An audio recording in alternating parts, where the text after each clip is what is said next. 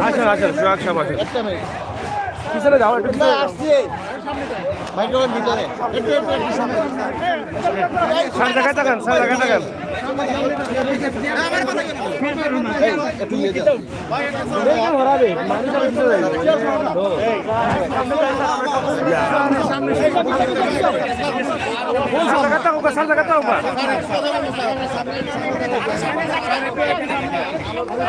আর সামনে রাখো, ঠিক আছে তো? লাইটেরও বড় এই পাশে দাঁড়াই, এই পাশে দাঁড়াই।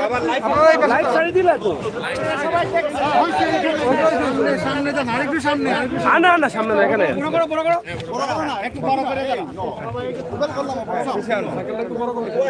বড় করছি তো। দেখি ভাই আধা ঘন্টা 3 ঘন্টা আপনারা রিপন ভাই দিলেন 8টা থেকে আসছি। রিপন ভাই সুযোগ দেন ভাই।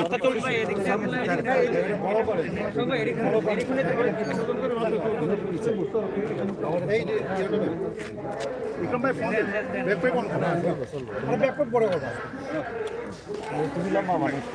প্রায় 3 ঘন্টা আপনারা অবস্থান করলেন। কি কথা বলতে চেয়েছিলেন যেটা আমরা শুনতে পারিনি, আপনারা বলতে পারেননি, এই কথাটা যদি আমাদেরকে বলতেন স্যার। আপনারা জানেন যে আমাদের একটা উদ্ভূত পরিস্থিতির পরিপ্রেক্ষিতে ছাত্রছাত্রীরা আজকে প্রায় গত শনিবার থেকে এই বিভিন্ন আন্দোলন আছে এবং শেষ পর্যায়ে এসে বিশেষ করে একটা সন্ত্রাসী হামলা হয়, তার পরিপ্রেক্ষিতে পুলিশি হামলাও হয়। সব কিছু মিলে তারা এক দফা দাবিতে চলে আসে। তা আমরা বলতে চাচ্ছিলাম যে এটার পিছনে কে জড়িত এখন পর্যন্ত আমরা আসলে ফাইন্ড আউট করা যায় নাই। যে এই যে অনেক ছাত্রছাত্রীরা বলতেছিল যে এখানে ভিসি নির্দেশে এই হামলাটা হয়েছে, এবং আপনারা জানেন যে একটা এই প্রবোসকে নিয়ে যে বিষয়টা ছিল, সেই প্রবোস কিন্তু তাদের আন্দোলনের মুখে তাদের প্রতি নতুন একজন ভাইস চ্যান্সেলর নতুন একজন প্রবোসকে ওখানে নিয়োগ দেওয়ার জন্য সিদ্ধান্ত নিয়েছে। এইটা করার জন্য আমি ছাত্রছাত্রীদেরকে যখন বললাম যে তোমাদের যে দাবি, সেই দাবিটি প্রায় পূরণের দায়িত্ব আনতে, আমি যদি ঘোষণা দিই তাহলে সেই ঘোষণার পরিপ্রেক্ষিতে তোমাদের দাবিটি পূরণ হয়ে যাবে। তখন ছাত্রছাত্রীরা বললো যে না, আমরা কোনো মৌখিক ঘোষণা বিশ্বাস করি না, আমরা লিখিত চাই, ভাইস চ্যান্সেলরের কাছ থেকে লিখিত চাই যে সিদ্ধান্ত হয়ে গেছে। আমি তখন বলেছিলাম যে ভাইস চ্যান্সেলরের কাছে যাওয়ার জন্য আমাকে তাহলে সুযোগ করে দাও।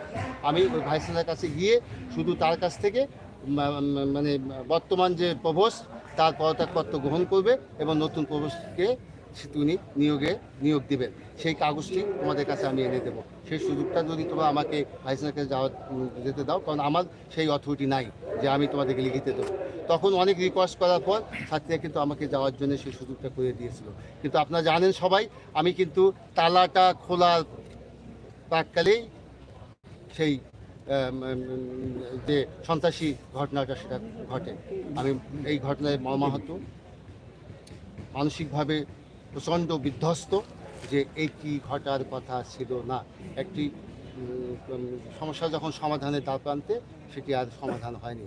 সেটি আজকে আমরা এসেছিলাম ওই পুলিশি হামলার পরিপ্রেক্ষিতে, তারা কিন্তু আজকে আমার অনশে আসছে। আমরা চাচ্ছিলাম যে এটা হয়তো সরকারও এখানে সম্পৃক্ত হয়েছে, বিভিন্ন বিশেষ করে সিলেটের রাজনীতিবিদরাও সম্পৃক্ত হয়েছে, বিভিন্নভাবে সবাই চেষ্টা করতেছে যে এটা একটা সমাধান হোক।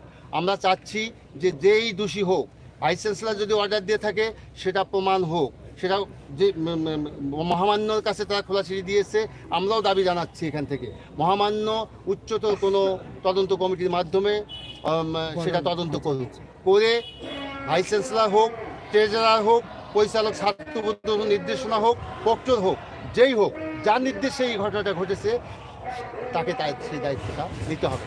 এবং যদি প্রমাণ হয় যে ভাইস চ্যান্সেলর এই ঘটনাটা নির্দেশে ঘটেছে, আমরা বলতে চাইছি আমরা শিক্ষকরা ছাত্রদের সঙ্গে এক হয়ে এই ভাইস চ্যান্সেলরকে আমরা এই ক্যাম্পাস ত্যাগ করব।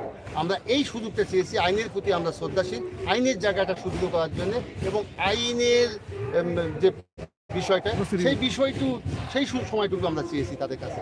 এই সময়টুকু আমাদেরকে দেন, আমরা ছাত্রদের সঙ্গে ছিলাম। আমরা কেউই আইনের উদ্যোগে আইনকে একটু শ্রদ্ধা করতে চাই।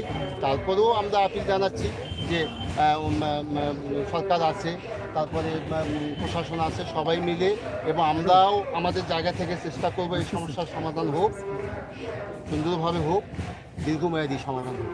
সেই জায়গা থেকে আমরা যেমন আছি।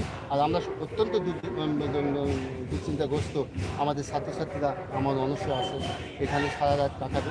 আমাদের কারোরই কিন্তু আসলে এইভাবে আমরা প্রায়, আপনি দেখবেন প্রায় 250-র উপর শিক্ষক এখানে আসছে আজকে।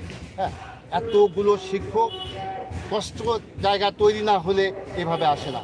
এবং আমাদের ভিতর ছাত্র শিক্ষকের মধ্যে যেভাবে হোক না কেন একটা মানে আস্থাহীনতার জায়গা তৈরি হয়েছে, যেটা হওয়ার কথা না। একটা সুন্দর ভালো শিক্ষার জন্য, একটা বিশ্ববিদ্যালয়ের সুন্দর পরিবেশের জন্য সেটা হওয়ার কথা না, সেই জায়গাটি হয়ে গেছে। আমরা সেই জায়গাটিও এই মানে ওদের সঙ্গে